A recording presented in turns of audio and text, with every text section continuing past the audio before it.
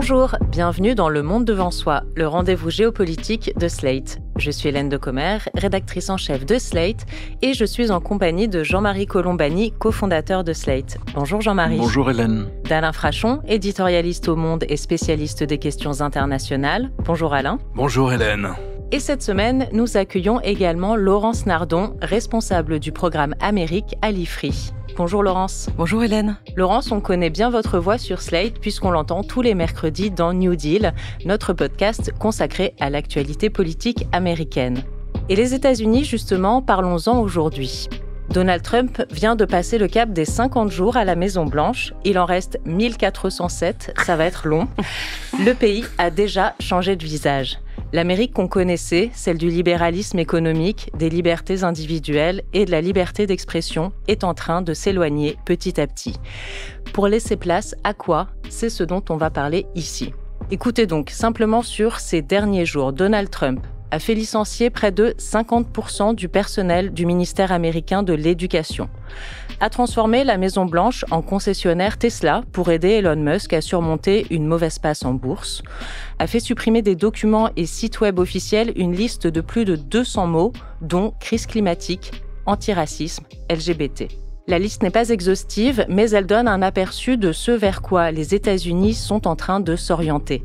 Alors, Laurence Nardon, comment est-ce qu'on peut qualifier cet horizon politique ? Est-ce que l'Amérique s'achemine vers la fin de l'état de droit ? Oui, en plus, aujourd'hui, on ne va parler que de politique intérieure. Il y a tout l'aspect international, mais ce sera pour une prochaine fois.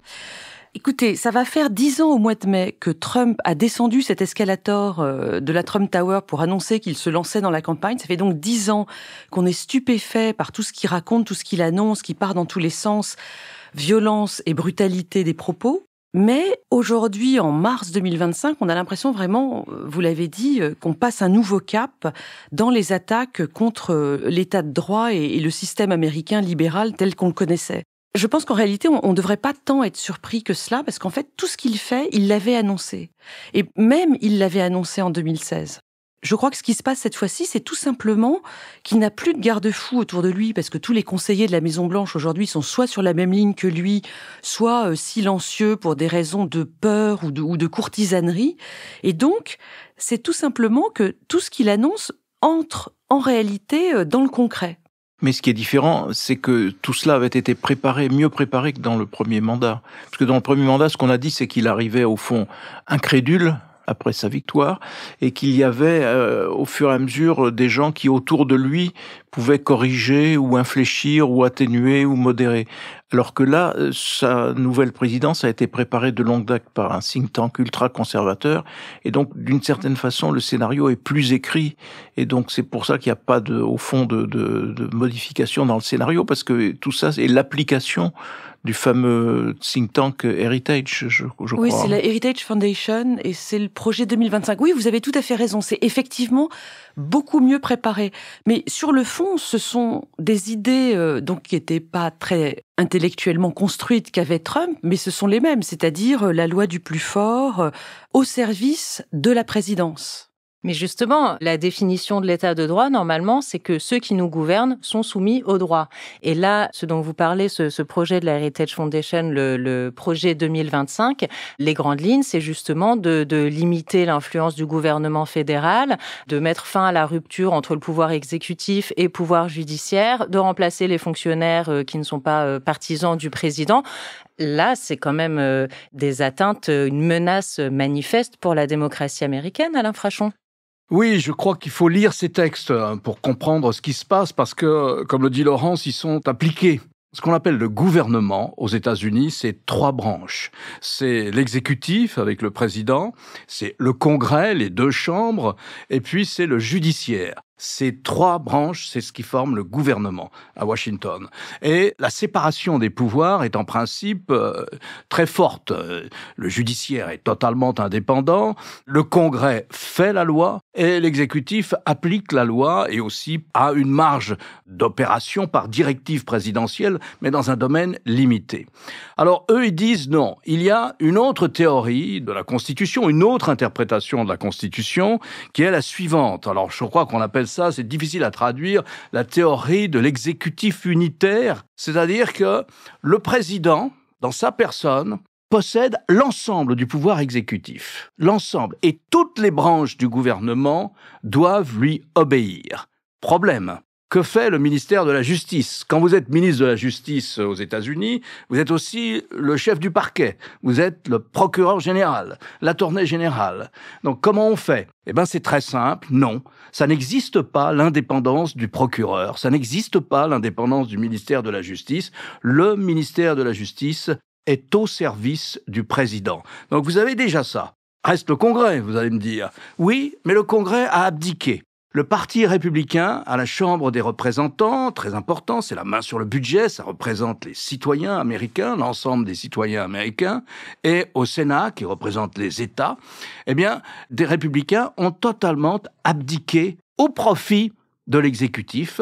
Et là, on pourra trouver des exemples, on pourra vous donner des exemples de tentatives de l'exécutif pour renier constamment les pouvoirs du Congrès, y compris pour interpréter différemment le vote du budget ou des budgets par le Congrès. C'est-à-dire ça, quand le Congrès vote un budget, il sait ce qu'il fait. S'il vote un budget en faveur de vous, Hélène, je ne peux pas attribuer ce budget, si je le gèle, à Laurence ou à Jean-Marie. Non, c'est le Congrès qui décide.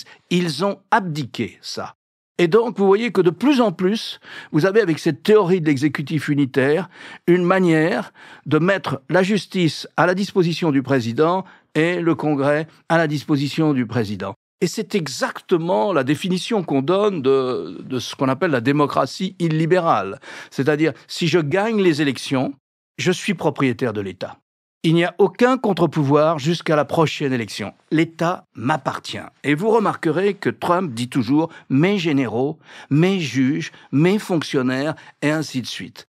Oui, je voulais reprendre sur cette théorie de l'exécutif unitaire. En effet, donc Trump, qui voit l'État comme une sorte d'entreprise mafieuse qui lui est totalement dévouée, puisqu'il a été élu, dans son esprit, il n'a pas lu Montesquieu, donc il n'y a pas de séparation des pouvoirs.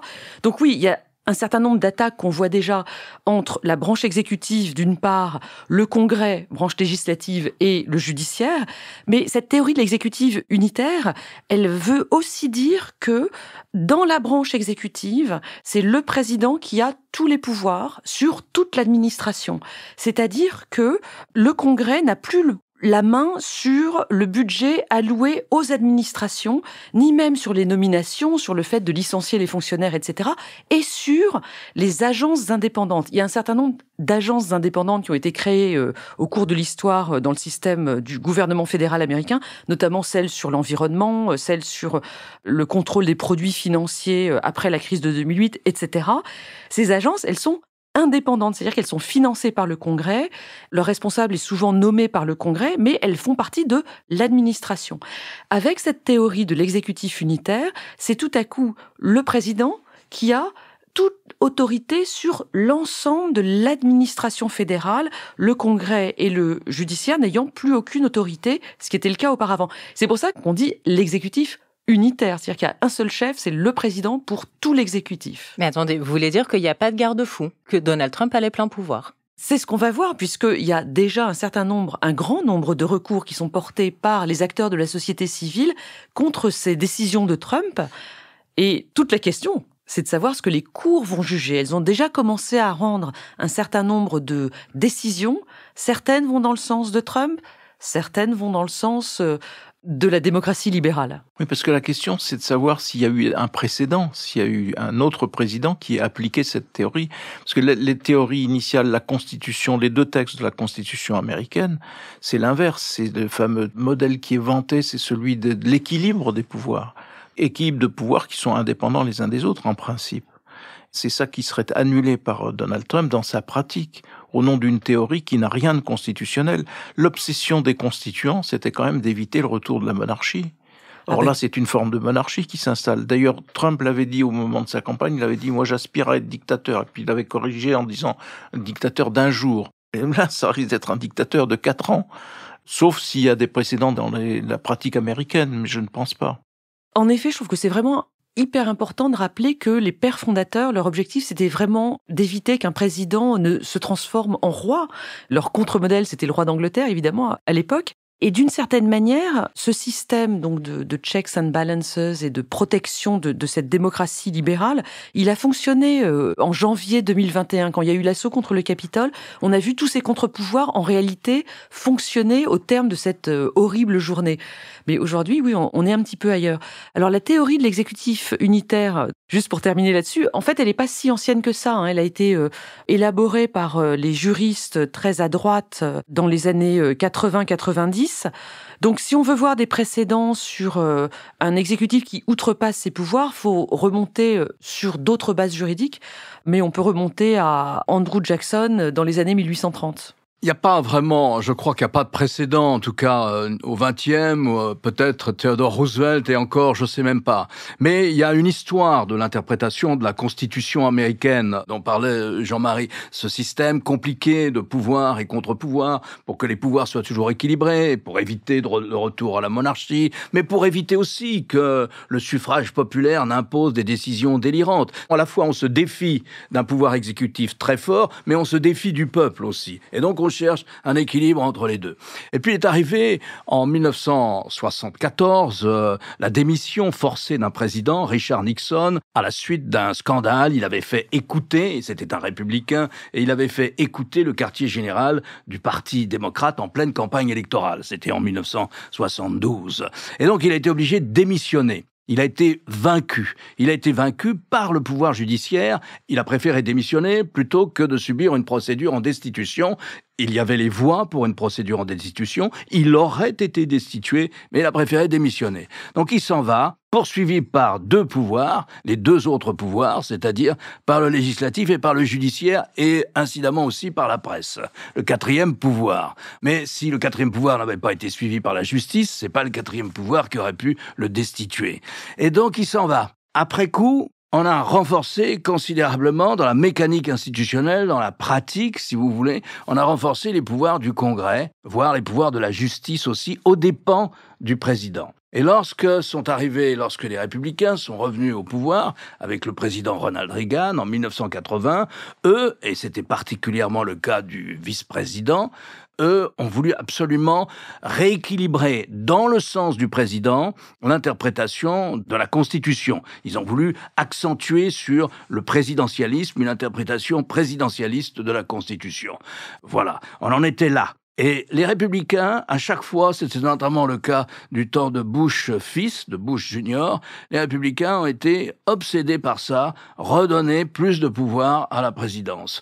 Voilà, il y a sans arrêt ce mouvement de balancier, si vous voulez, dans cette histoire. Mais là, à mon avis, on va beaucoup plus loin, et on arrive à ce phénomène qui est très bien décrit par un juriste français, Laurent Cohen-Canudji, qui dit « Le seul pouvoir vraiment, dans la mesure où jusqu'aux élections législatives qui vont avoir lieu dans moins de 2 ans, jusqu'à ces élections-là, on a une petite majorité à la Chambre et une petite majorité au Sénat en faveur des Républicains. Et eux, ils ont abdiqué. Ils ont laissé l'équipe Trump s'emparer de pouvoirs qui avant étaient des pouvoirs qui revenaient au Congrès. Donc, il reste le judiciaire, vous allez me dire. Il reste le judiciaire. Le judiciaire a déjà rendu, quelquefois en faveur des décisions, ou des avis, ou des ordonnances, plutôt que des jugements en bonne et due forme, et il a déjà battu, à au moins 3 reprises ces dernières semaines, l'équipe de Trump, y compris la Cour suprême. La Cour suprême, il y a une dizaine de jours, alors qu'elle est composée d'une majorité de 6 juges conservateurs face à 3 juges centristes, mais quand même, il y a des conservateurs à la Cour suprême, notamment une juge, la dernière nommée par Trump, la juge Amy Barrett, qui, elle, a essayé à participer au redressement vers la séparation des pouvoirs. Par exemple, le président Trump a dit « Moi, j'ai gelé les fonds de l'Agence internationale du développement. Donc ces fonds, ils sont là, ils sont pas utilisés. Je peux les utiliser pour autre chose. » La Cour suprême a été saisie par la société civile. Elle a rendu son arrêt à 5 juges contre 4. C'était notamment le juge Amy Barrett qui a fait la différence en disant non. Non, tu peux pas les utiliser. C'est la Chambre qui les a attribués à l'Agence internationale pour le développement et tu peux pas les utiliser. Tu peux les geler, mais on n'en fera rien. C'est comme ça. Ils sont pas fongibles. Et donc voilà, donc quelquefois, il arrive qu'ils soient battus. sur cette théorie de l'exécutif qui concentre de la présidence hyper présidentialiste que veut appliquer Trump, il y a déjà des contestations qui vont aller à la Cour suprême dans les 3 ans qui viennent. La Cour suprême tranchera. Que dit l'équipe de Trump ? Trump ne dit rien, mais son vice-président a dit « Eh bien, on verra. On verra si les juges sont plus forts que le peuple. Et nous, on enverra balader les juges. » À ce moment-là, c'est l'équivalent d'un coup d'État. Il n'y a pas d'autre mot. Ça sera l'équivalent d'un coup d'État, n'est-ce pas, Laurence ? Oui, mais alors là, pour le coup, il y a un précédent parce que dans les années 1830, la Cour suprême avait donné tort au président Andrew Jackson, celui que j'évoquais tout à l'heure, dans une affaire de déplacement d'une tribu Cherokee, enfin bon, quelque chose comme ça. Et le président avait dit, très bien, les juges ont rendu leur avis, et ben maintenant qu'ils appliquent leur décision. Let them enforce it. Le problème étant que le judiciaire n'a pas de moyens pour faire appliquer ces décisions. C'est l'exécutif qui doit appliquer les décisions du judiciaire. Et donc, si l'exécutif décide de ne pas le faire, comme Alain vient de le dire, c'est le coup d'État, c'est la crise constitutionnelle. Et c'est ce qu'on va voir dans les temps qui viennent. Et le suspense est en fait assez grand parce que, franchement, on ne sait pas du tout comment ça va se passer. Mais on saura d'ici la fin du mandat. Ah oui. Je pense qu'on saura dans les 3 ans si ce coup d'État a lieu ou pas. C'est-à-dire si l'équipe Trump décide de passer outre à une décision de la Cour suprême qui ne leur plairait pas quant à l'interprétation de la séparation des pouvoirs. On verra. Ce qui est intéressant, c'est de voir pourquoi, idéologiquement, ils pensent que le président peut, à ce point, avoir tous les pouvoirs dans le pays. Je pense qu'ils sont persuadés que l'Amérique... Enfin, j'essaye de réfléchir et de voir comment ils peuvent penser une chose pareille. Je suppose que des gens comme J.D. Vance autour de Trump ou Steve Bannon pensent que l'Amérique est tellement au bord du gouffre à cause des dérives des démocrates qu'il faut vraiment donner tous les pouvoirs d'urgence au président. Mais ça, c'est peut-être ce qu'ils pensent eux, mais je m'interroge aussi sur ce que pensent les libertariens autour de Trump, qui eux détestent l'État, veulent détruire toute régulation venue de Washington. Peut-être que eux voient dans le président la personne qui peut détruire d'elle-même le gouvernement fédéral alors qu'il en est à la tête d'une certaine manière, enfin à la tête de la branche exécutive. Et on peut peut-être parler ici du rôle et de l'influence de Peter Thiel, donc un entrepreneur, le fondateur de PayPal, mais aussi un penseur libertarien justement, qui a écrit toute une thèse, qui a fait un travail de fond, qui a été publié d'ailleurs et traduit en français par Le Grand Continent.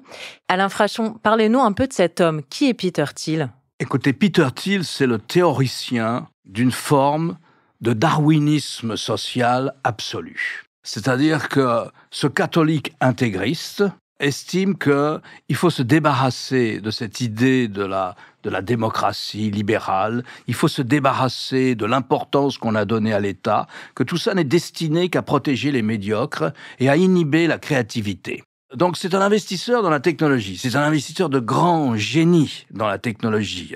Il a fondé des sociétés sur la sécurisation des paiements dans le numérique, il a été un des premiers investisseurs dans Facebook, et je ne vous dis pas quand il a vendu ses actions de Facebook ce qu'il a empoché quelques années plus tard, et donc c'est un investisseur de génie absolu. Il est comme Musk, il est d'origine sud-africaine. Il a 3 passeports, un passeport allemand, un passeport américain et un passeport néo-zélandais parce qu'il a voulu constituer en Nouvelle-Zélande une sorte de club pour riches avec des abris anti-atomiques, etc. Vous voyez un peu une folie de milliardaires comme on en voit dans les films de James Bond. Il n'a pas pu parce que les voisins n'étaient pas d'accord sur l'île, les Néo-Zélandais.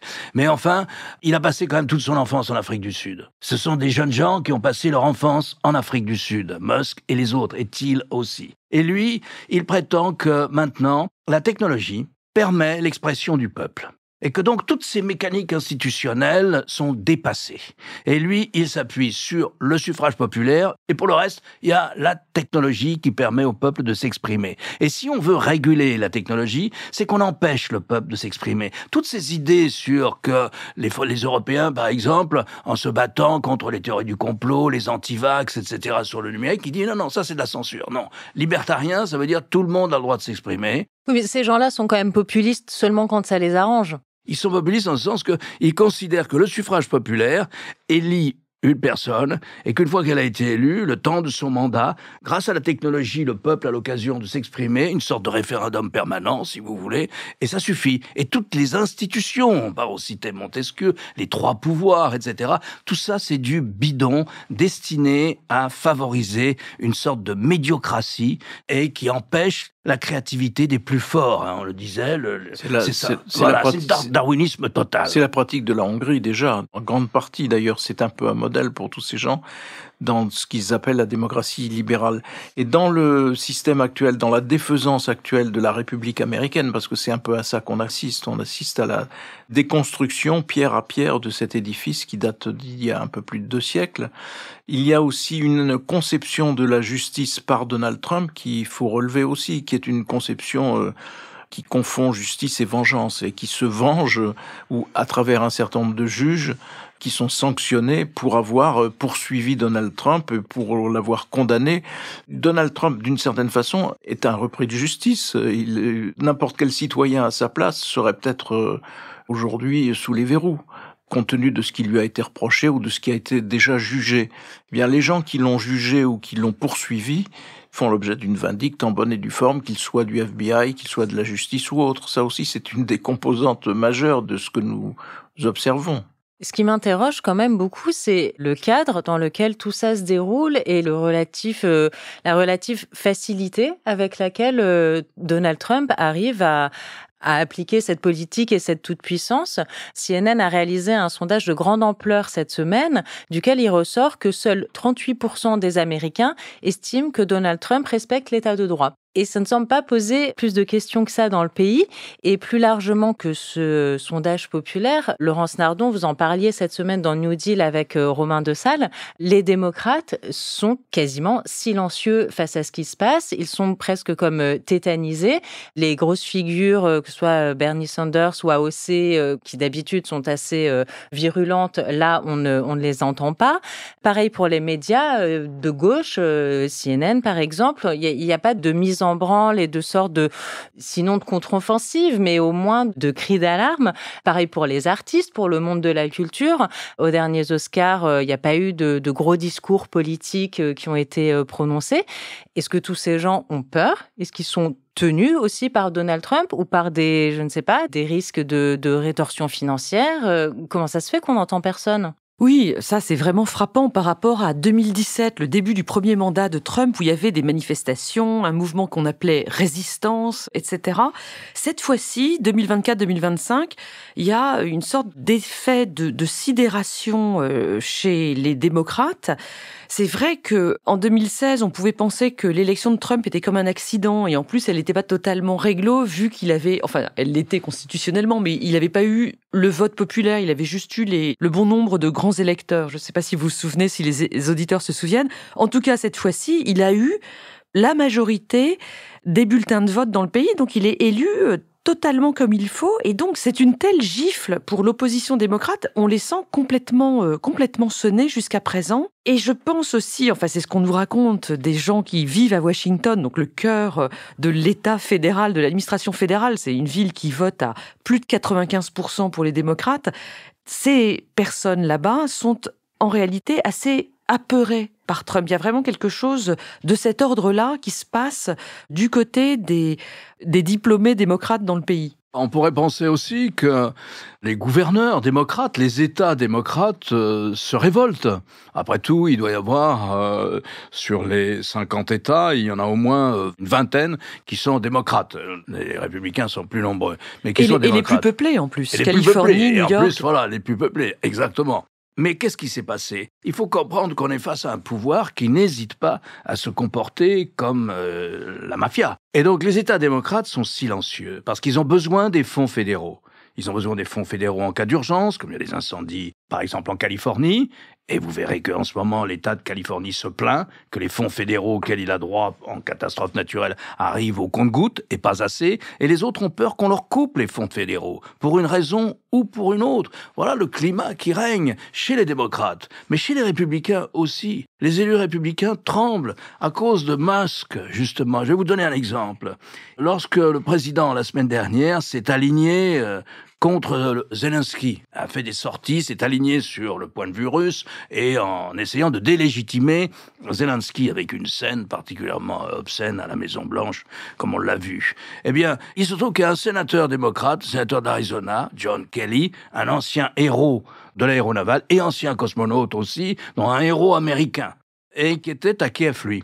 Et qui a été reçu par tout le monde, qui a passé une semaine à Kiev, qui a essayé de voir comment on pouvait faire, etc., etc. Quand il est rentré à Washington, Musk lui-même a écrit un post, on appelle ça là, sur X, donc 208 millions de suiveurs ou de suivants ont reçu ce post, qualifiant le sénateur Kelly de traître. Tu es un traître, tu soutiens l'Ukraine, alors que nous critiquons le pouvoir ukrainien. C'est ça, la ligne de ton pays, c'est de critiquer l'Ukraine et pas de soutenir l'Ukraine. Tu es un traître. Il y a déjà 208 millions de gens qui ont reçu ça et qui eux-mêmes, s'ils sont pour Trump, ont dû le répercuter. Donc vous avez tout de suite des centaines de millions de gens qui reçoivent cette attaque-là. Donc lui, il vit ça, il raconte ça, il dit c'est assez impressionnant quand même. On vous nomme traître. Il a participé à la guerre en Irak, donc c'est un militaire américain de formation. Et il dit quand je suis revenu au Sénat, mes amis sénateurs, démocrates, mais républicains aussi, sont venus me dire, écoute, on est avec toi. C'est absurde, c'est scandaleux que le pouvoir, parce que Musk, c'est le pouvoir, c'est la Maison-Blanche, il a un bureau dans l'aile ouest de la Maison-Blanche. Et donc, c'est scandaleux ce qui se passe, etc. Et question, Kelly raconte, j'ai dit, mes amis républicains, sénateurs républicains, mais avec lesquels il travaille dans les commissions. Et il a dit, mais dites-le, dites que c'est pas correct. Et ils ont dit, non, on peut pas. Pourquoi ? Parce que sinon, Musk va intervenir et il y aura les élections. Il y a les élections dans moins de 2 ans. Certains d'entre nous, sénateurs, sont concernés par ces élections. Il va financer contre nous un candidat encore plus trumpiste que nous le sommes et nous allons perdre notre siège. Et donc, il y a cette ambiance à Washington. Il y a Musk. La Maison-Blanche a à sa main, pour ne pas dire à sa botte, un réseau social qui est probablement le premier réseau social mondial. Et j'ajouterais que cette violence des propos tenus par les Trumpistes sur X ou ailleurs, et Trump lui-même au premier chef, qui trouve sans arrêt des surnoms hyper insultants pour les gens, ça fait hésiter. Alors même les démocrates qui sont pas menacés dans les élections par une primaire républicaine comme les sénateurs dont parlait Alain il y a une minute, ça fait vraiment régner un climat de peur, sans compter qu'évidemment beaucoup de fonctionnaires perdent leur travail de manière extrêmement concrète du jour au lendemain. Et on peut donner un dernier exemple qui est celui de cabinets d'avocats qui ont renoncé à défendre. Alors Jack Smith, en l'occurrence, c'est l'exemple que je veux donner. Jack Smith, c'est ce procureur qui avait été nommé sous Biden pour monter les dossiers juridiques dans les affaires concernant Trump. Concernant le 6 janvier 2021. Concernant le 6 janvier, les documents qui n'avaient pas été rendus, etc. Donc lui, évidemment, n'est plus en fonction aujourd'hui puisque les démocrates ont perdu l'élection présidentielle. Eh bien, il est attaqué à son tour par le département de la justice de Trump et il n'arrive pas à trouver un cabinet d'avocats pour le défendre parce que ces cabinets d'avocats ont peur des ripostes de la Maison-Blanche et des républicains plus largement. Je vais donner un autre exemple concernant le département de la justice.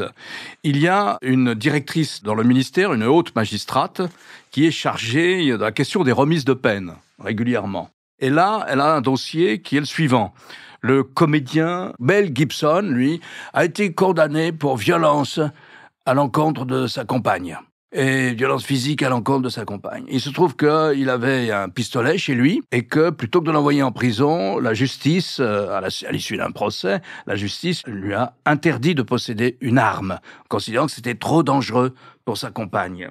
Et donc il n'a pas le droit. On lui refuse le port d'armes, de manière judiciaire. Il conteste cette décision aujourd'hui, et il a le droit de demander à ce qu'on révise sa peine à l'issue d'un certain nombre d'années. Et donc, la magistrate qui est chargée d'étudier les révisions des peines, c'est un grand service, elle a étudié ce dossier, et elle a dit non. Pas question de lui rendre le droit d'acheter un pistolet. C'est trop dangereux pour son environnement familial immédiat. Sauf que Mel Gibson est un ami de Donald Trump. Donc, la magistrate a été sous pression, elle a tenu bon, et qu'a fait la nouvelle ministre de la Justice, ancienne procureure en Floride, Pam Bondi? Elle l'a viré purement et simplement. C'est vous dire l'ambiance qui règne dans la haute fonction publique aux États-Unis. Elle l'a viré, elle l'a démissionné. Ce n'est pas illégal. Elle a mis un terme à son contrat. Cette magistrate qui dirigeait tout un service ne s'est pas dégonflée, passez-moi l'expression, et est allée raconter cette histoire à la télévision. Et elle dit « On ne m'a donné aucune raison. J'ai toujours été extraordinairement bien noté dans ma vie de juriste au ministère de la Justice. On ne m'a donné aucune raison. Et bien moi, je vous donne la raison. C'est parce que j'ai refusé à Mel Gibson le droit de récupérer son arme. » Merci beaucoup Alain Frachon, merci Jean-Marie Colombani. On se retrouve la semaine prochaine pour un nouvel épisode du Monde devant soi. Et merci beaucoup Laurence d'avoir été avec nous aujourd'hui. On vous retrouve mercredi prochain dans un nouvel épisode de New Deal. Merci. Merci Hélène. Merci Hélène. Le Monde devant soi est un podcast produit par Slate Podcast. Production éditoriale et présentation, Hélène Decomer. Prise de son, montage et réalisation, Aurélie Rodriguez.